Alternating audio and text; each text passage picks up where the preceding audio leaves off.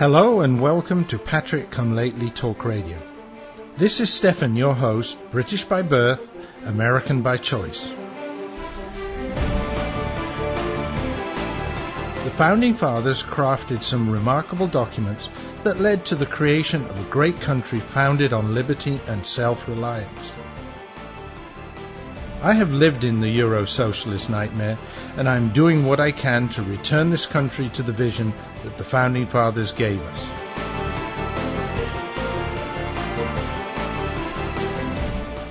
We need to strive to rebuild that shining city on the hill, for without us, the world has nowhere to turn for freedom. For the next hour, I will be presenting news, views, and guests that help keep the true spirit of America alive. And good evening, good afternoon, good morning. Whenever, wherever you're listening to the show, this is Stefan, your Patrick Come Lately, bringing you another hour of news, views, and anything else that comes to mind. I want to thank all of my listeners who listen in regularly, whether it's live and in the chat room, or whether you listen to the recordings at some of the different outlets. Red State Talk Radio is one of them. RedStateTalkRadio.com, of course, and also some of the ground stations that rebroadcast Red State Talk Radio and therefore also carry Patrick Come Lately. So I want to thank you for listening, and I will say right up front, for many of you, if you're listening for the first time, if you agree or disagree with what I'm saying, if you've got questions about it, maybe you say, well, Stefan, what you're saying is codswallop. Fine, get in touch with me.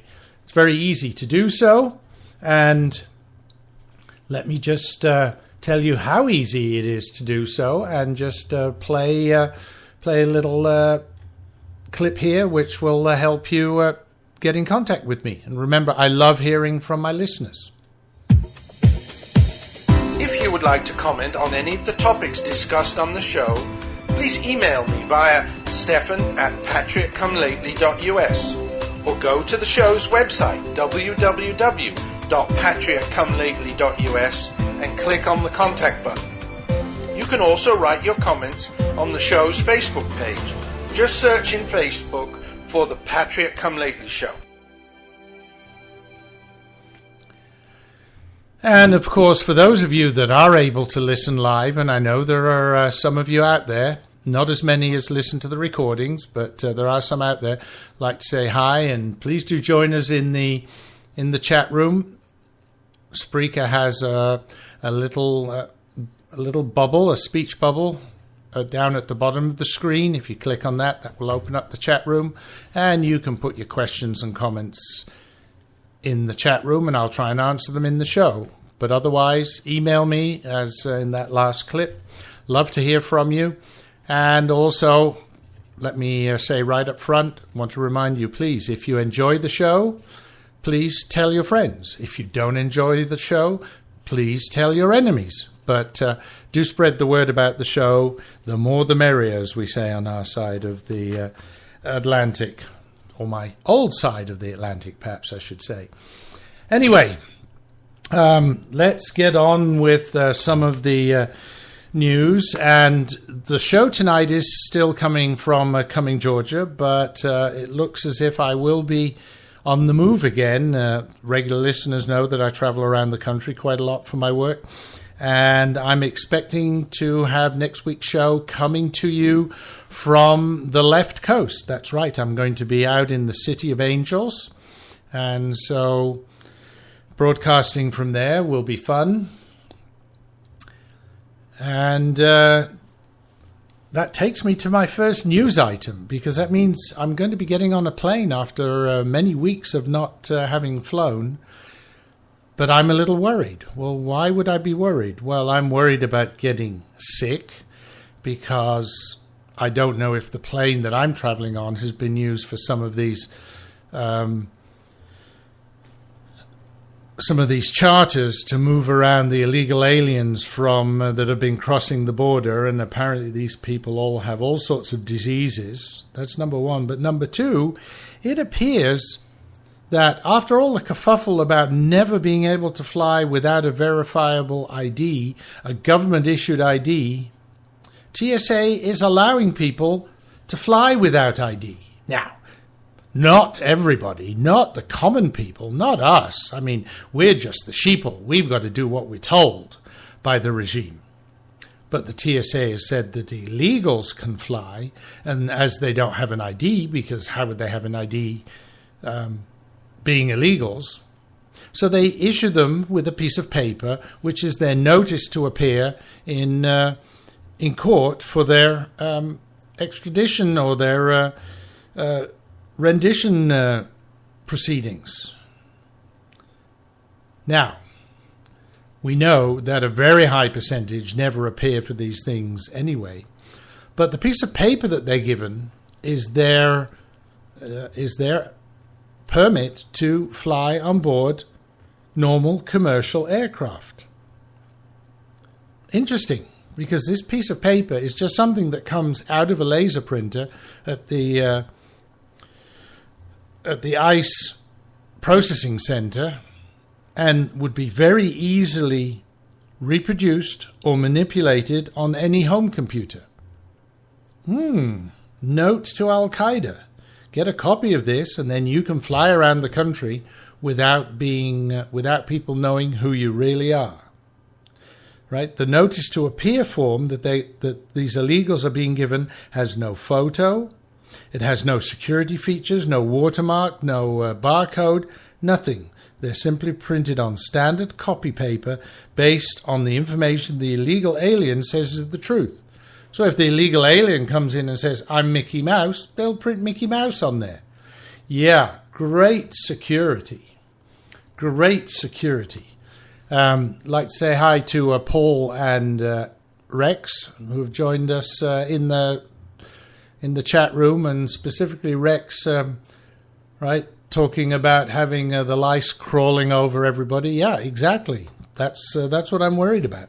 Anyway, we'll see. Maybe I should take a can of bug spray and very obviously spray it in the play. Oh, no, I'm sorry. TSA won't let me do that. I mean, that would be safe for me and for my health, but TSA won't do that because you never know. I might be some kind of nefarious hijacker, whereas somebody who's just come across the border, they could never be a nefarious hijacker because they're poor and they come from South America. Yeah. Just unfortunate that so many Arabs look like South Americans, but I'm sure the TSA's thought of that and they have some way of finding them out. Oh, anyway. So there we are, folks. First piece of news, and we're just, bad news. Regime at it again. But anyway, let's go on to the next piece of news, and this is actually some good news. And the good news is that a new study from the Crime Prevention Research Center proves what many Americans have been thinking all along. The more citizens that carry, the less violent crime that there is on the streets. Now, the study that the CPRC did said the number of Americans with concealed carry firearm permits has more than doubled in the last 7 years. In that time period, violent crime has gone down more than 20% nationally. Now, of course, the left are going to say, oh, no, there's no reason for correlation between the two. No reason. Of course, because it doesn't fit their own story. But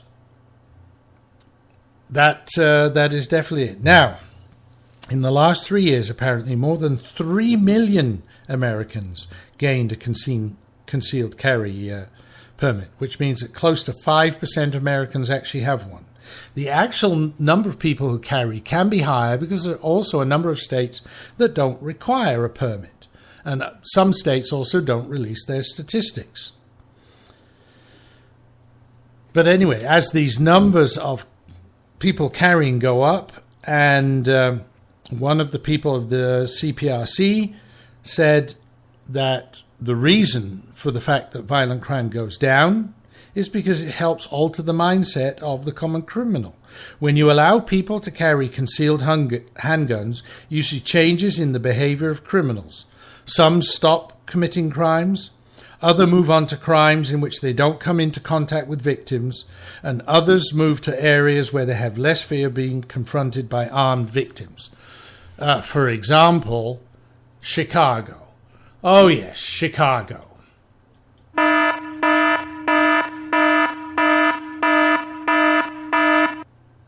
Yes, Chicago. Let's talk. While we're talking about guns and the Second Amendment and concealed carry reducing crime, well, let's go to Chicago because it's the poster child. They've got such strict gun control laws there. It must be the Valhalla, never a single gun death all year long. Except that July 4th weekend, 60 plus people were shot in Chicago. Over the July 4th weekend, think about that, 60 plus people. And I think, if I was right, 9 or 10 of those actually died. Now, have you seen that on the mainstream media? Of course not. They glossed over that. They said, no, we better not report that because that fits straight into what we were just talking about. The more people have guns, the less crime there is. And of course, they're all about taking away our guns, not because they want more crime. Well, actually, they do want more crime, but they want more government crime because by taking away our guns, it means the government can really basically just control us more and more. Now, still not possible to legally purchase a gun from a dealer in the city of Chicago. City Council had to pass a measure to allow gun shops to operate in the city. That was a result of a court case. But the requirements are so strict that it is unlikely anyone will try to open a shop there. And of course, why do you think it's so strict? Because they don't want people to open a shop and sell guns legally. Because they don't really want guns, but they were forced to do it. They even had a registry, but they were forced to drop that because basically the NRA took them to court and there was no real reason for it. Now, the city has all the laws that are being promulgated by all of the gun control nutcases around the country. You know, what is it, Mayors Against Guns or whatever Nanny Bloomberg's stupid group is that's falling apart, etc. But in spite of having all those laws, they are actually one of the worst in the country, one of the worst cities in the country for criminal activity committed with firearms. And that's because the people there know, the criminals know they can get away with it. Now, and of course, July 4th weekend isn't the only one. Chicago is just way at the top every weekend, but July 4th was even worse than normal. And they will continue to go on and on and on about this, and not realizing that that there is an answer, and the answer is not to be so restrictive with guns. But no, they're not going to give up on that, and Chicago is so far left, I never see that happening at all.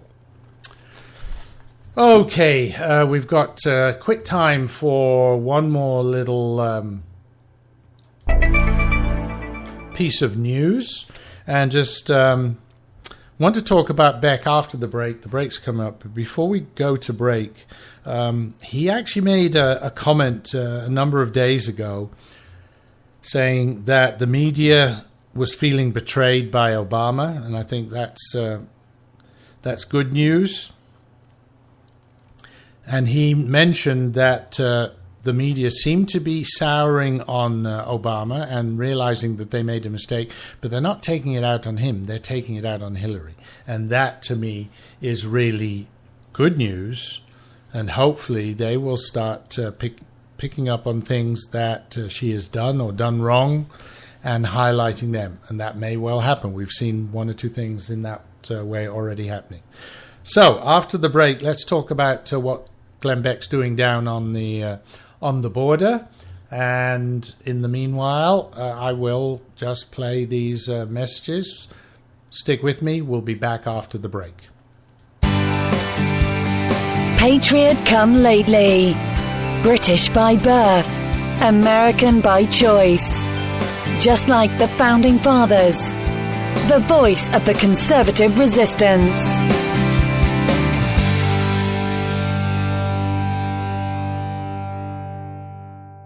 Attention!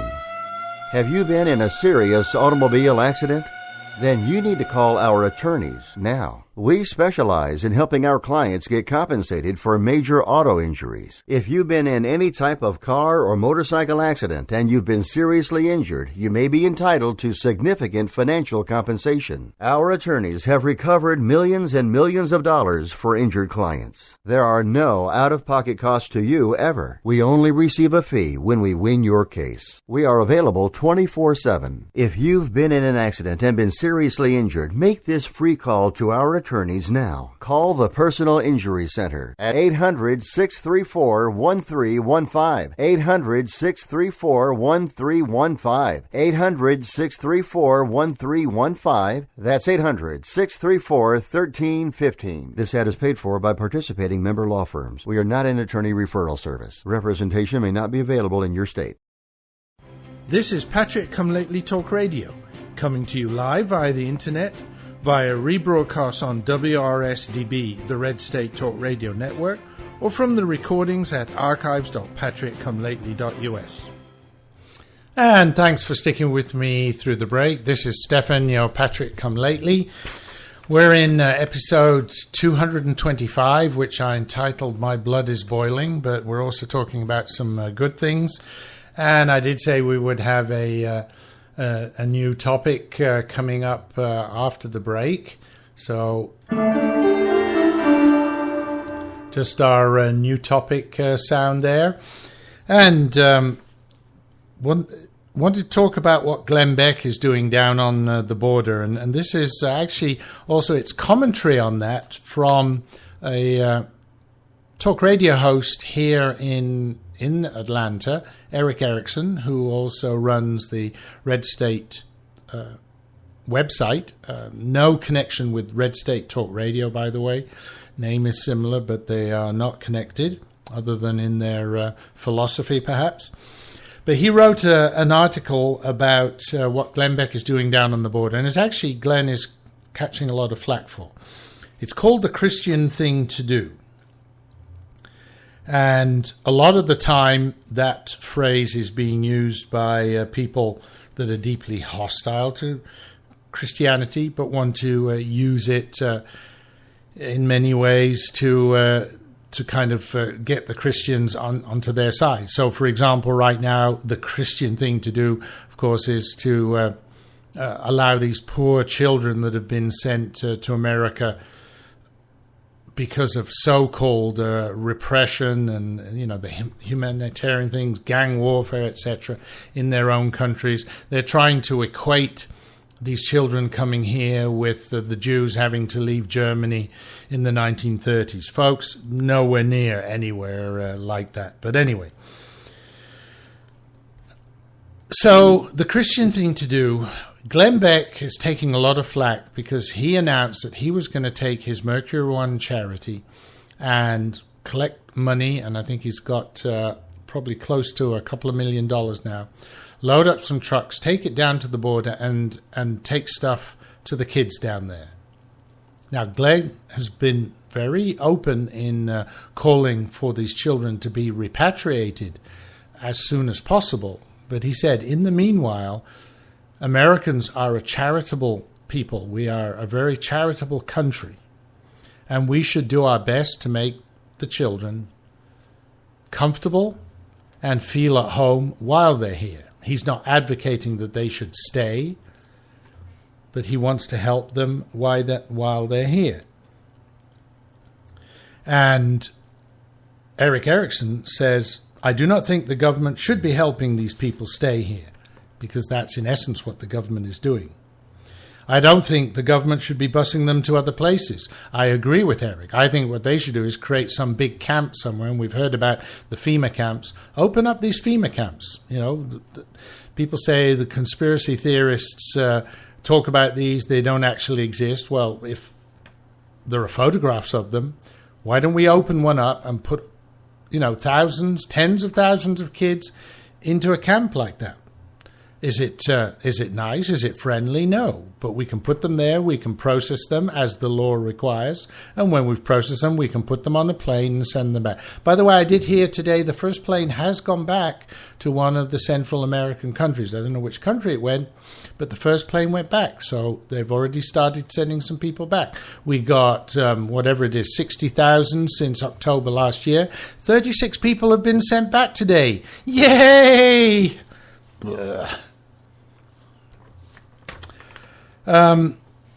Anyway, so Eric Erickson agrees with Glenn Beck, as I do, that there's nothing wrong with making these children as comfortable as possible while we're here.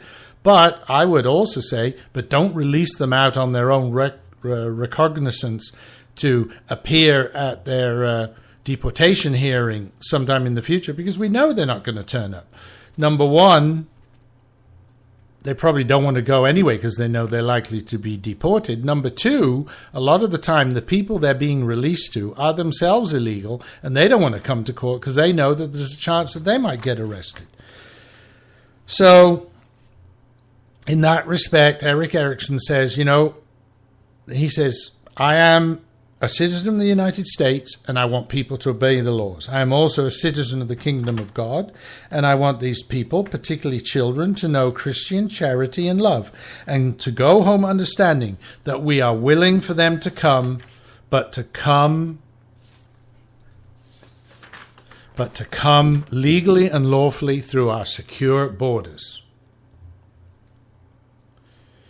So Eric says what Glenn Beck is doing is right. Let's get the government out of the charity side of things. The government has to focus on getting these people back to where they belong, and we need to, and we can focus on the charitable side of it. So if you agree with that, here's a couple of things you can do. You can go to Glenn's website, mercury1.org, and see if you can help by contributing. You can also help the Salvation Army is doing a lot for these children. There's a lot of bad about all of this. The fact that they're distributing them around the country, like I said, I think they should be kept in one big group and then shipped off as soon as possible. There is a law that requires them to be processed in a certain way, but we should just keep them in one place and process them there, and then we can ship them back. But we know that this government is not about following the law. They will cry out about following the law when it's convenient for them and then disregard the law when they want to. They do that all the time. They're doing it now. So it would be just as easy for them to say, we're going to disregard the law now. We're going to put them on planes immediately and send them back. We're going to close the border. And I think that's another one. Let's put the National Guard on the border. Let's stop these coyotes. And if there's some collateral damage because the coyotes are armed and we put our military on the border, yes, there will be a few people die. But do you realize how many people are going to die if Obama and his cronies are allowed to continue on the path we have now and we collapse the government and the dollar? There will be hundreds of thousands, if not millions, of Americans that will die because they won't have money for heating, for food. Believe me, folks, there will be sickness because people are not eating correctly, will sweep through the country. So I may sound like Chicken Little, say the sky is falling, but we have to watch out because that could happen. Okay, on, folks, to the next topic. And the next topic I want to talk about, now we're going to go back and to something a little less positive, although what was before, we were talking about charity. It was relatively positive. This is not positive. This is about the Chemical Safety Board, another Obama regime department. Well, officially, it's a government department. It was created by Congress in 1990, and its primary function was to investigate industrial chemical accidents and make safety recommendations as a result of what it finds. And you'd think, well, that sounds quite simple. That's a very obvious task, so there's no way the dear leader's administration could find a way to make that corrupt. They have done that. The CSB, according to the Wall Street Journal, has become the hidden home of malfeasance, cover-ups, and administrative abuse, demonstrating total contempt for any oversight or accountability to the truth.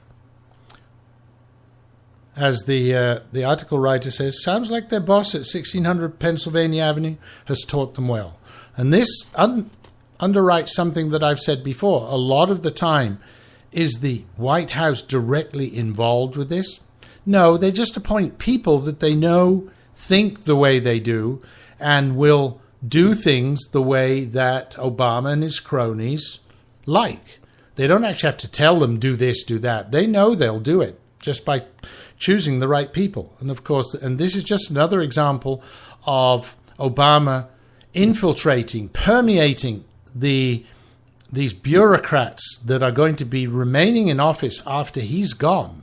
So even if we get Republicans into office, all these bureaucrats are going to be there, and it's going to be difficult to get rid of them. I've talked about this on an earlier show.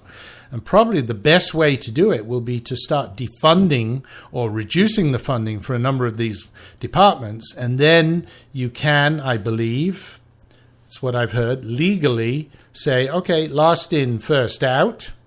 And of course that means they can get rid of these Obama appointees. And they need to do it because in the case of the Chemical Safety Board, Obama appointed to chairman a person called Rafael More Eraso. And he was appointed to the post in 2012. And Mr. Rafael seems to think it's his job to turn the CSB into a de facto regulatory body, in spite of the fact that the board's charge is specifically to do investigations and make recommendations only. As a result, investigators who merely report the facts and don't color them to suit More Eraso's agenda come in for more than their share of problems. Now, members of the CSB are blowing the whistle and have been telling Congress what's going on, but he continues to do it. Congress heard that seasoned investigators who tried sticking to the facts of investigation rather than More Eraso's agenda were bullied, humiliated in front of peers, and stripped of duties by senior CSB leadership. Since More Eraso took over, at least 9 senior employees, nearly 1/4 of the agency, have left. This has crippled their investigation and piled up their costs. CSB used to get reports out within 6 months of an accident.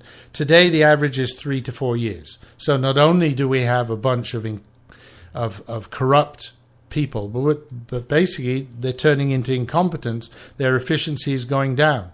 Hey, it's the government. I'm here to help, right? The most frightening words in the English language.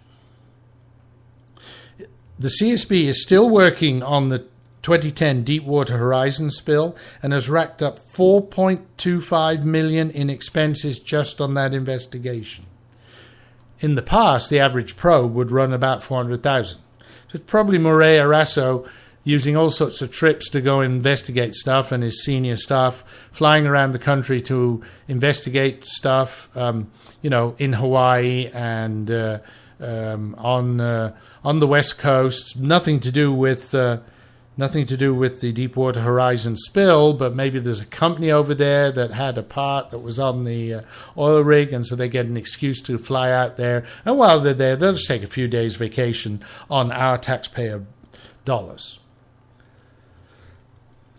More Eraso has shown equal contempt for board members. He's the chairman of the board, but they have other appointees, and he's cloistered himself with handpicked senior staff and defying board authority. When the board wanted more time to approve an annual budget, he ordered his staff to spend the money anyway. When the board obtained advice from the general counsel, Mr. Warner, how it might prohibit the chairman from making more senior personnel hires without the board's required approval, according to its charter, the chairman retaliated by demanding Warner's resignation. When Warner refused, Morey Arasso hired his own general counsel without board approval, which is against the charter, and demoted Mr. Warner. An Obama appointee, Dr. Beth Rosenberg, resigned in May after only 17 months. She told Congress in June that those who disagreed with senior leadership were marginalized and vilified, and that the level of dysfunction had made her continuance impossible. So now you see everything that dear leader touches turns to crap, but most of the time it's by design. Okay, folks, time for our next break, so stick with me. I will be back after these messages. Reporting from the eye of the storm. This is the worst weather we've seen in quite some time, folks. And I don't see any end in sight. People have been calling in from across the state complaining their basements are flooding. One guy said he now has an indoor swimming pool in his basement. I told him he needs the waterproofing innovations from Basement Systems. If you want a dry basement or crawl space that will weather any kind of storm, you need the patented solutions from Basement Systems. You've seen them on home makeover shows throughout the country. With a lifetime warranty, every solution is custom designed for your basement. Call now for a free estimate, and you'll never have to worry about storms like these again. I'm predicting this storm front is heading your way, so call Basement Systems and relax. Call 800-205-8665 for your free in-home inspection, or visit basementradiooffer.com. That's 800-205-8665, or visit basementradiooffer.com. I've owned my company for 14 years now, and I can tell you that payroll is a 4-letter word. I hate doing it. It eats up hours I don't have, and it costs me money I could be saving.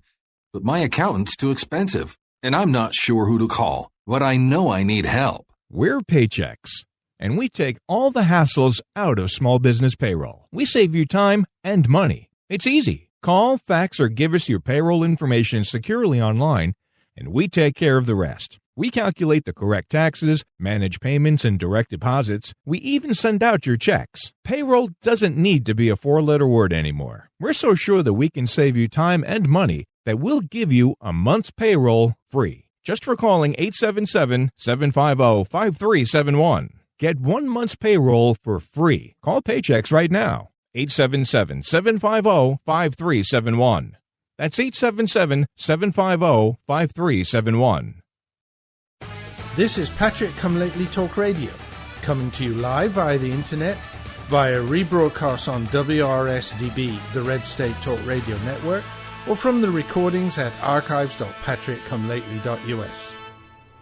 And thanks for sticking with me through the break. We're into the second half of the show. Before we get back to the next topic of news, just on a personal note, I want to let my listeners know I'm perhaps suffering a late life crisis. I'm a bit past midlife, I'm afraid, but I am now the proud owner of a classic American vehicle. I felt now was the time was right. We've moved back up to Georgia. Our new house actually has 3 garages, and I thought, I'm going to put something nice in there. So I'm now the owner of a classic car. I managed to pick up a 1951 Oldsmobile 88, which has the Rocket V8 engine in it, in quite good condition, not perfect, which is good because I couldn't afford one in perfect condition, and it'll give me a little bit of a hobby working on that. But mechanically in pretty good condition, and a great sound from that engine, absolutely unbelievable. I've got all sorts of interesting information about the car. It was actually built here in Atlanta in 51. It was sold in Lexington, North Carolina, which is where I purchased it from, so it spent most of its time there. Very good provenance, and just a lot of fun. So I'm looking forward to driving that around. So just a little personal note there. But Rex says speeding tickets to follow. Well, I don't know. You've got to remember the cars in those days, they didn't really have many highways. They were being built in the 50s. So most of those cars are not built to go that fast. This is not a converted classic car, by the way. It doesn't have a modern engine in it. This is a stock car. It has the original engine. It has the original windows. I mean, in that respect, it's great. It's in great condition. So, you get it up to 50, 55, and, you're rocking and rolling. So I don't think that many speeding tickets. Plus, you have to drive it carefully because no power steering, no power brakes. It's the real thing, but it's going to be fun. Anyway, let's get back to the news, etc. And although before we do that, one other thing. First of all, I want to remind folks, if you want to email me, Stefan@patriotcomelately.us is the place to email me. You can find me on Facebook, Stefan Bartelski, but you can also search on my nickname, Patrick Come Lately, and you can friend me there. You can keep up with my post there. My Twitter address is PatriotCL if you want to follow me. And I also have a blog at blog.patriotcomelately.us where I post all sorts of things that I see coming flying by and add some comments to what's going on. So many different ways to keep in contact, please do. And as I said at the beginning of the show, if you like the show, please tell your friends. If you don't like the show, please tell your enemies, but do tell folks about the show. Would be fun to get more and more listeners. Okay. Before we go on to the next piece of news, I think in the recent shows I haven't been playing that much music. Now that I've got my studio set up for about 70%, I've got back to my original computers, got all my music on there, and I do want to play some music. Like I said, we're coming closer and closer to the November elections, and don't forget, folks, they are coming very quickly. We need to keep our momentum. We need to keep our spirit. Let's keep our spirits up. And one way that I like to do that, there's a great one of the great Tea Party songs is that one by Krista Branch. Let's listen to the words of this great song, "I Am America."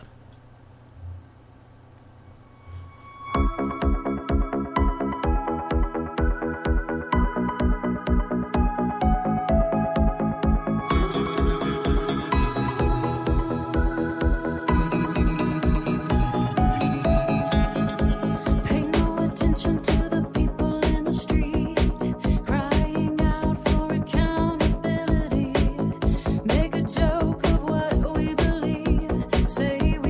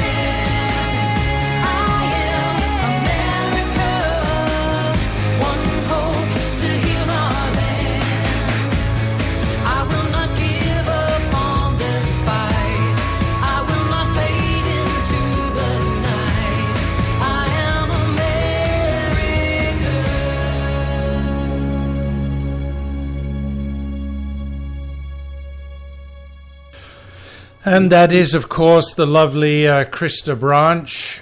Krista is available on iTunes at her own site, kristabranch.com.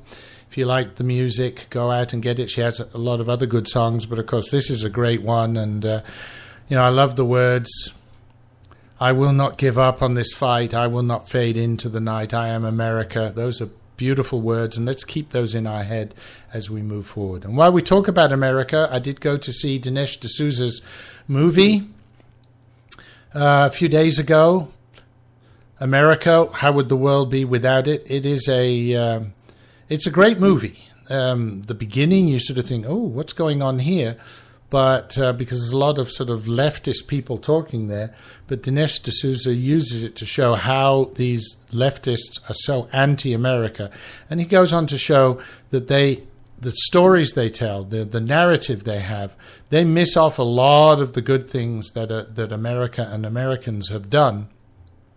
And that's really the body of the movie. And so it is a very, it's a very positive movie. It shows really a lot of things that people forget about and shows how good America really is. So if you haven't been to see it yet, I suggest go see it. It's a good movie. Okay, folks, our next story. Let's go to that. And our next story, very quickly, there's a lot going on around Common Core over the next few days, and I want to talk about that. So, first of all, on a national basis, next Tuesday, July 22nd, in theaters across America, Glenn Beck and I think it's Freedom Works are holding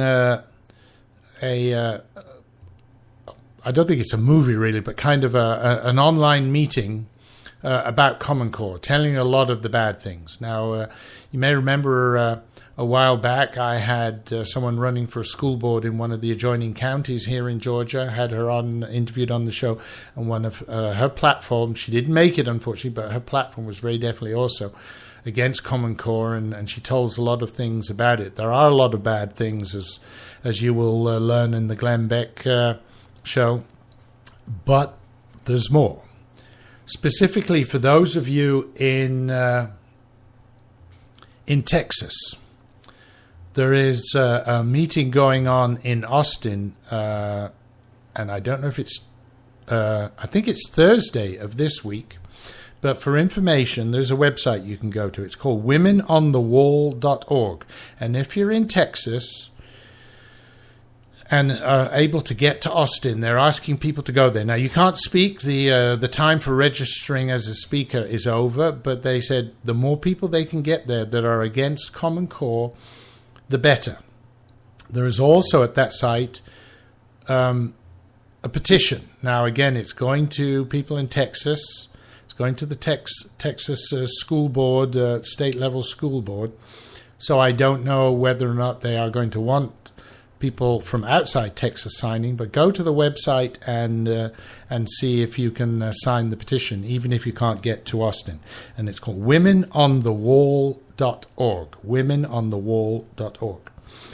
One of the topics that came up in this Common Core is that they have started revising history. All right, a typical regressive communist, socialist activity is to revise history the way that they want it, and it has started.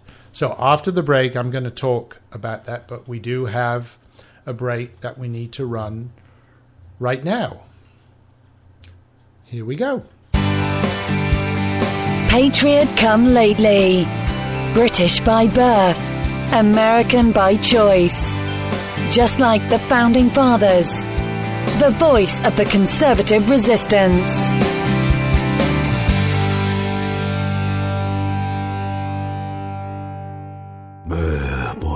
Man, I had a rough night's sleep. Ugh, boy. Whew. I got a letter from the IRS yesterday, and I just couldn't sleep. Man, I'm dying here. Somebody help me. IRS problems affect more than just your finances. If you're ready to take back control of your life and you owe more than $10,000, you need to call the tax doctor. Their expert staff can immediately protect you from the IRS and state collectors and get you the best possible tax settlement guaranteed. The IRS has recently released new programs geared in helping struggling taxpayers, where you may qualify to settle your tax debt and wipe out up to 85% or more of what you currently owe. If you owe $10,000 or more in back taxes, call the tax doctor right now. See if you qualify to pay less. 800-917-8546. 800-917-8546. 800-917-8546. Again, 800-917-8546. This is Patrick Come Lately Talk Radio, coming to you live via the internet, via rebroadcast on WRSDB, the Red State Talk Radio Network, or from the recordings at archives.patrickcomelately.us. Oops-a-daisy. Almost forgot to go off mute there. This is Stefan, your Patrick Come Lately, into the last segment of the show. Thanks for sticking with me. We were talking before the break about Common Core. Well, Common Core has a lot of bad things about it. There are some good. I mean, I'll try to be positive about it. In some ways, its intentions were good, but as the saying goes, the road to hell is paved with good intentions, and the same is happening with this. We've discovered that the College Board's Advanced Placement U.S. History course is being adjusted by Common Core, and currently there is a 5-page topical outline that gives teachers a clear guideline for their course. And it just has the sequence of topics that state and local boards of education have approved. This new framework that is being issued as part of these Common Core things is a detailed 98-page document that does far more than list required topics. So a couple of things here. First of all, you go from a 5-page, which allows teachers to use their common sense. Teachers are, in general, good people. I know there's a lot of them out there that are indoctrinating the children, but in general, there are a lot of very good teachers out there. Give them the leeway to decide for themselves what they want and need to do that's best for their children. So that 5 pages is right. It tells more or less where, it sets the boundaries, but it doesn't tell you how to do things. But in typical regressive style, this revised framework, now 98 pages, and it basically lays out exactly how you should do things. Now, you sort of say, well, not every teacher is good, so we need to give them the help so they can do this. The problem is that it gets far too restrictive. It turns the teachers off. It takes away their fun. So the good teachers have less fun. And the bad teachers, well, it's telling people to do things that we don't want to be done. And that's part of the problem as well. Because while the good intention is there, it helps by by showing teachers what they should do. People who are preparing this, there are some people who don't have our best interests at heart, who want the regressives' best interests, want to revise history, and that's exactly what's happening.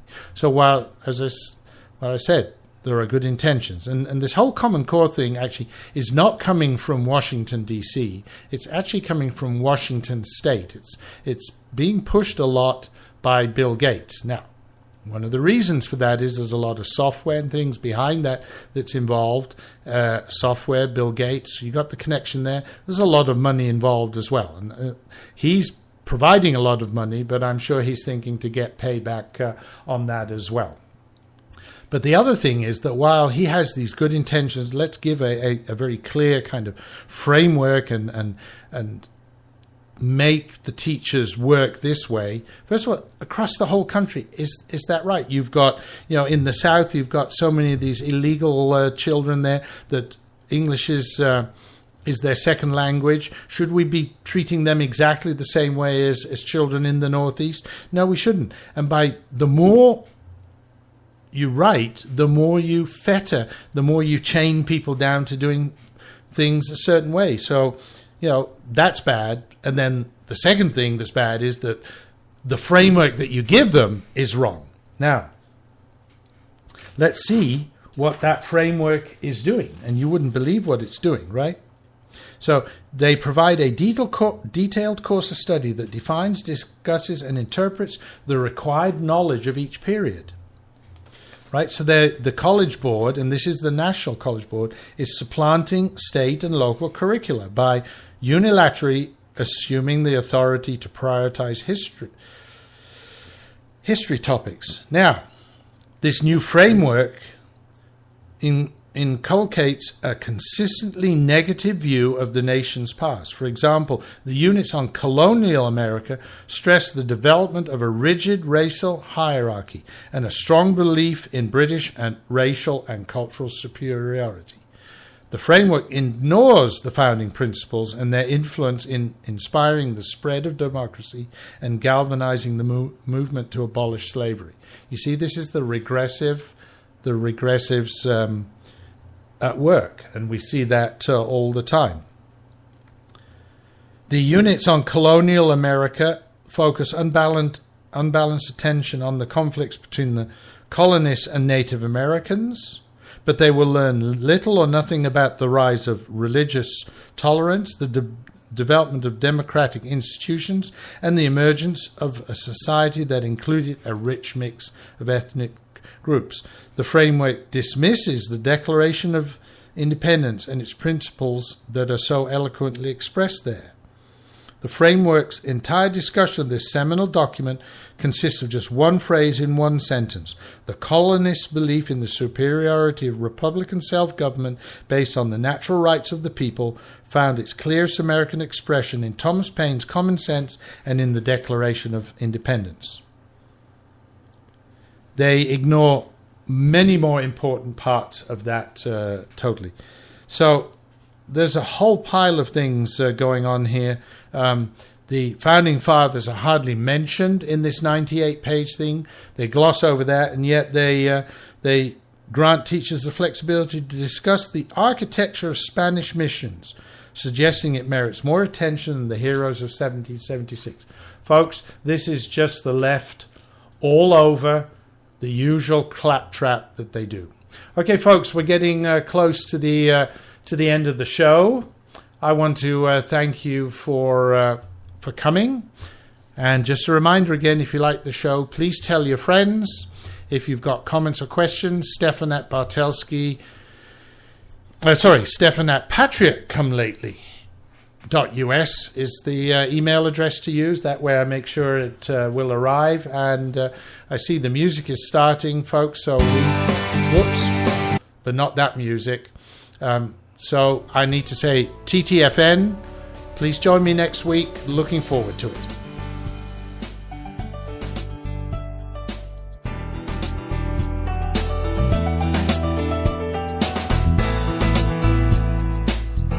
Thank you for listening to the show. I hope that you enjoyed tonight's topics. Whether you listened live, to a recording, or to a rebroadcast, I appreciate the time you share with me. We need to spread the message of liberty far and wide, so please tell your friends and family about the show. Thank you for helping to keep the beacon of hope burning. This is Stefan, your Patriot Come Lately, signing off. God bless America, and remember, L3, long live liberty.